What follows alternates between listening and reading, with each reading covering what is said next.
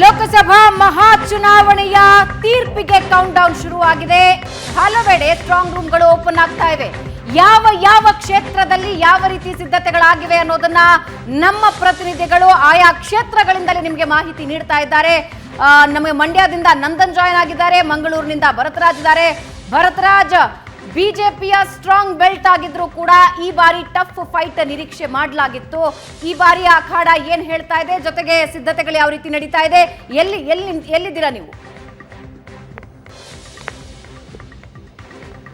ಭಾವನಾ, ನಾನೀಗ ಮಂಗಳೂರಿನ NITKಯಲ್ಲಿರುವಂಥದ್ದು. NITKಯಲ್ಲಿ ಈಗಾಗಲೇ ಮತ ಎಣಿಕೆಗೆ ಎಲ್ಲ ರೀತಿಯ ತಯಾರಿಗಳಾಗ್ತಾ ಇದೆ. ಪ್ರಮುಖವಾಗಿ ಮಂಗಳೂರು ದಕ್ಷಿಣ ಕನ್ನಡ ಜಿಲ್ಲೆಯನ್ನು ಕಳೆದ 2-3 ದಶಕಗಳಿಂದ ಬಿಜೆಪಿಯ ಭದ್ರಕೋಟೆ ಅಂತಾನೆ ಗುರುತಿಸಿಕೊಂಡಿರುವಂತಹ ಒಂದು ಜಿಲ್ಲೆ. ಇಲ್ಲಿ ಬಿಜೆಪಿಯವರು ಸತತವಾಗಿ MP ಲೋಕಸಭೆಯ ಸದಸ್ಯಸ್ಥಾನವನ್ನು ಗೆದ್ದು ಬರ್ತಾ ಇದ್ದಾರೆ. ಆದರೆ ಈ ಬಾರಿ ಜಾತಿ ರಾಜಕಾರಣದ ಕಾರಣಕ್ಕೋಸ್ಕರ, ಅಂದ್ರೆ ಕಾಂಗ್ರೆಸ್ ಈ ಬಾರಿ ಒಬ್ಬ ಹೊಸ ಅಭ್ಯರ್ಥಿಯನ್ನ ಕಣಕ್ಕಿಳಿಸಿದೆ ಮತ್ತು ಅವರ ಜಾತಿಯ ಕಾರಣಕ್ಕೋಸ್ಕರ ಈ ಬಾರಿ ಬಹಳಷ್ಟು ಕುತೂಹಲವನ್ನು ಕೆರಳಿಸಿರುವಂತಹ ಕ್ಷೇತ್ರ ದಕ್ಷಿಣ ಕನ್ನಡ. ಹಾಗಾಗಿ ಈ ಬಾರಿ ಇಲ್ಲಿ ಒಂದಷ್ಟು ಕುತೂಹಲ ಇದೆ. ಇನ್ನು ನಾನೀಗಿರ್ತಕ್ಕಂಥದ್ದು ಮಂಗಳೂರಿನ NITKಯ ಆ ಒಂದು ಕೌಂಟಿಂಗ್ ಸೆಂಟರ್ ಬಳಿ ಎಲ್ಲ ರೀತಿಯ ತಯಾರಿಗಳಾಗಿದೆ, ಪೊಲೀಸ್ ಭದ್ರತೆಯನ್ನು ಹಾಕಲಾಗಿದೆ. ಅದರ ಜೊತೆಗೆ ಏಜೆಂಟರು ಸೇರಿದಂತೆ ಎಲ್ಲ, ಅಂದ್ರೆ ಅಧಿಕೃತವಾಗಿ ಯಾರಿಗೆಲ್ಲ ಆ ಕೌಂಟಿಂಗ್ ಸೆಂಟರ್ನ ಒಳಭಾಗಕ್ಕೆ ಹೋಗ್ಲಿಕ್ಕೆ ಅವಕಾಶಗಳಿದೆ ಅವರೆಲ್ಲರೂ ಕೂಡ ಒಳಭಾಗಕ್ಕೆ ಹೋಗ್ತಾ ಇದ್ದಾರೆ. ಸ್ಟ್ರಾಂಗ್ ರೂಮ್ ಕೂಡ ಓಪನ್ ಆಗಿದೆ. ಸುಮಾರು ಒಂದು 7:30-8 ಗಂಟೆಯ ಸುಮಾರಿಗೆ ಇಲ್ಲಿ ಮೊದಲಿಗೆ 8,500 ಇರುವಂತಹ ಅಂಚೆ ಮತಪತ್ರಗಳಿಂದ ಅವುಗಳನ್ನ ಕೌಂಟಿಂಗ್ ಆರಂಭ ಆಗುತ್ತೆ. 8:30ರಿಂದ EVM ಸುಮಾರು 14 ಲಕ್ಷ ಮತಗಳು ಏನು ಚಲಾವಣೆ ಆಗಿದೆ, 14 ಲಕ್ಷಕ್ಕೂ ಹೆಚ್ಚು ಮತಗಳೇನು ಚಲಾವಣೆ ಆಗಿದೆ. ಈ ಮತಗಳು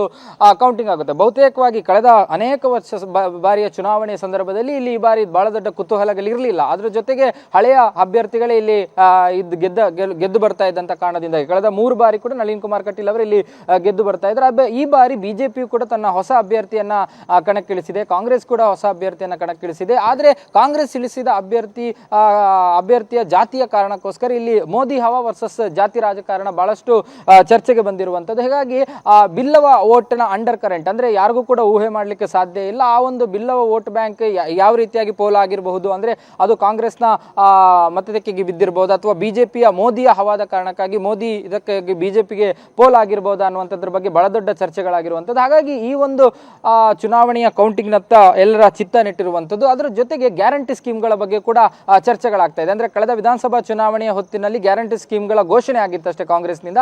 ಹಾಗಾಗಿ ಈ ಭಾಗದಲ್ಲಿ ಅದು ಬಹಳ ದೊಡ್ಡ ಮಟ್ಟದಲ್ಲಿ ವರ್ಕೌಟ್ ಆಗಿರಲಿಲ್ಲ. ಸುಮಾರು 6 ಕ್ಷೇತ್ರಗಳನ್ನ ಬಿಜೆಪಿ ಗೆದ್ದುಕೊಂಡಿತ್ತು. 8 ಕ್ಷೇತ್ರಗಳಲ್ಲಿ 2 ಮಾತ್ರ ಕಾಂಗ್ರೆಸ್ನ ತೆಕ್ಕೆಗೆ ಹೋಗಿದ್ದಂಥದ್ದು. ಆದರೆ ಈ ಬಾರಿ ಅದೆಲ್ಲವೂ ಕೂಡ ಇಂಪ್ಲಿಮೆಂಟ್ ಆಗಿದೆ. ಬಹುತೇಕವಾಗಿ ದಕ್ಷಿಣ ಕನ್ನಡ ಜಿಲ್ಲೆಯಲ್ಲಿ ಅನೇಕ ಮಂದಿ ಗ್ಯಾರಂಟಿ ಸ್ಕೀಮ್ಗಳನ್ನ ಫಲಾನುಭವಿಗಳಿರುವಂಥದ್ದು. ಎಲ್ಲ ಗ್ಯಾರಂಟಿ ಸ್ಕೀಮ್ಗಳ ಫಲಾನುಭವಿಗಳು ಕೂಡ ಹೆಚ್ಚಿನ ಸಂಖ್ಯೆಯಲ್ಲಿ ದಕ್ಷಿಣ ಕನ್ನಡ ಜಿಲ್ಲೆಯಲ್ಲಿದ್ದಾರೆ. ಹಾಗಾಗಿ ಕಾಂಗ್ರೆಸ್ ಆ ಒಂದು ನಿರೀಕ್ಷೆಯನ್ನು ಇಟ್ಟುಕೊಂಡಿದೆ. ಯಾಕಂದ್ರೆ ಗ್ಯಾರಂಟಿ ಸ್ಕೀಮ್ಗಳಿಗೆ ಮತ ಚಲಾವಣೆ ಆಗಿರಬಹುದು ದಕ್ಷಿಣ ಕನ್ನಡ ಜಿಲ್ಲೆಯಲ್ಲಿ ಅನ್ನುವಂಥದ್ದು. ಹೀಗಾಗಿ ಇದೆಲ್ಲದರ ಲೆಕ್ಕಾಚಾರದ ಅಡಿಯಲ್ಲಿ ಕಾಂಗ್ರೆಸ್ ಬಹುತೇಕವಾಗಿ ಗೆಲ್ಲಬಹುದು, ಅಂದ್ರೆ ಮಾರ್ಜಿನ್ ಕಡಿಮೆ ಬರಬಹುದು, ಆದ್ರೆ ನಾವೇ ಗೆಲ್ತೀವಿ ಅನ್ನುವಂಥ ಒಂದು ಲೆಕ್ಕಾಚಾರದಲ್ಲಿ ಇದೆ. ಬಿಜೆಪಿ ಕಳೆದ ಬಾರಿ, ಅಂದ್ರೆ ಕಳೆದ ಚುನಾವಣೆಯಲ್ಲಿ 2,70,000 ಲೀಡ್ ನಿಂದ ನಳಿನ್ ಕುಮಾರ್ ಕಟೀಲ್ ಅವರು ಗೆದ್ದಿದ್ರು. ಹಾಗಾಗಿ ಈ ಬಾರಿಯೂ ಕೂಡ ಅದೇ ರೀತಿಯಾದಂತಹ ಒಂದು ಟ್ರೆಂಡ್ ಕರಾವಳಿಯಲ್ಲಿ ಇದೆ ಅನ್ನುವಂಥದ್ದನ್ನ ತೋರಿಸಲಾಗ್ತಾ ಇದೆ. ಅದರ ಜೊತೆಗೆ SDPI ಅಂತ ಪಕ್ಷಗಳು ಕಳೆದ ಬಾರಿ ಚುನಾವಣೆಗೆ ನಿಂತ ಸಂದರ್ಭದಲ್ಲಿ ಸುಮಾರು 50-60 ಸಾವಿರ ಓಟ್ಗಳನ್ನು ಅವರು ಪಡೆದಿದ್ರು. ಆದ್ರೆ ಈ ಬಾರಿ ಅವರು ಇಂಡೈರೆಕ್ಟ್ ಆಗಿ ತಾವು ಯಾವುದೇ ಅಭ್ಯರ್ಥಿಗಳನ್ನ ಹಾಕದೇ ಇದ್ದಂತ ಪರಿಣಾಮವಾಗಿ ಮುಸ್ಲಿಂ ಓಟ್ಗಳು ಬಹುತೇಕ ಒಂದು 50-60 ಸಾವಿರ ಓಟ್ಗಳೇನಿದೆ ಅದು ನೇರವಾಗಿ ಕಾಂಗ್ರೆಸ್ ತೆಕ್ಕೆಗೆ, ಅದು ಯಾವುದು ಕೂಡ ಎಲ್ಲೂ ಕೂಡ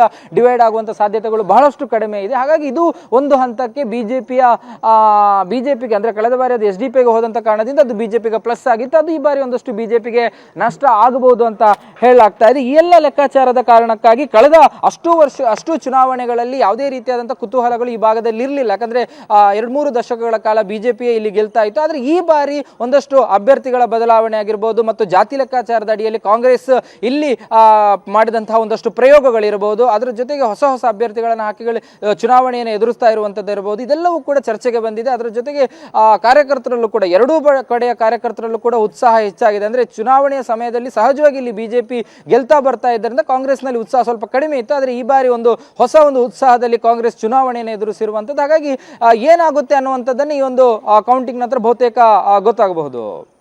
ಭರತ್, ಈ ಹಿಂದಿನ ಚುನಾವಣೆಗೂ ಈ ಬಾರಿಯ ಚುನಾವಣೆಗೂ ಬಹಳಷ್ಟು ವ್ಯತ್ಯಾಸ ಇದೆ. ಈ ಹಿಂದೆ ಸಿದ್ಧಾಂತಗಳ ಮೇಲೆ ಚುನಾವಣೆ ನಡೀತಾ ಇದ್ವು, ಆದ್ರೆ ಈ ಬಾರಿ ಒಂದು ಕಡೆ ಕಾಂಗ್ರೆಸ್ನ ಗ್ಯಾರಂಟಿ ಇದೆ ಅಂಡ್ ಮತ್ತೊಂದು ಕಡೆ ಉಡುಪಿ ಚಿಕ್ಕಮಗಳೂರು ಮತ್ತು ದಕ್ಷಿಣ ಕನ್ನಡದಲ್ಲಿ ಜಾತಿ ರಾಜಕಾರಣ ಮೊದಲ ಬಾರಿಗೆ ಜಾಸ್ತಿ ಮಟ್ಟಿಗಿನ ಹೆಚ್ಚಿನ ಮಟ್ಟಿಗಿನ ಇಂಪ್ಯಾಕ್ಟ್ ಮಾಡಿದೆ ಅಂತ ಹೇಳಲಾಗ್ತಾ ಇದೆ.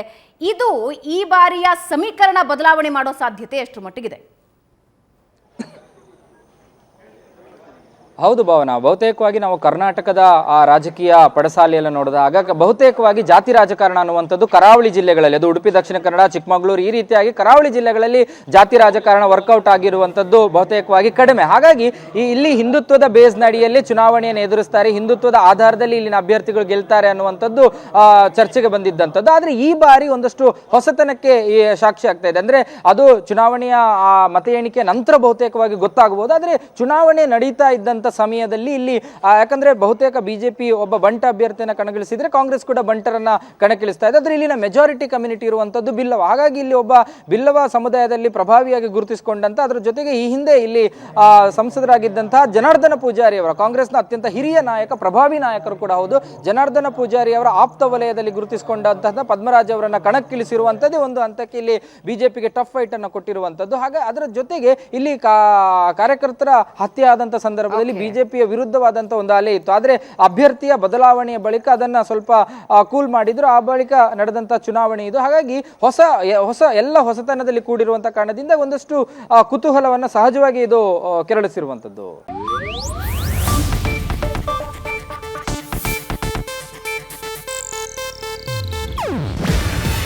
ಇದು ಏಷ್ಯಾನೆಟ್ ನ್ಯೂಸ್ ನೆಟ್ವರ್ಕ್ ಪ್ರಸ್ತುತಿ. ನೀವು ನೋಡ್ತಿದ್ದೀರಾ ಏಷ್ಯಾನೆಟ್ ಸುವರ್ಣ ನ್ಯೂಸ್.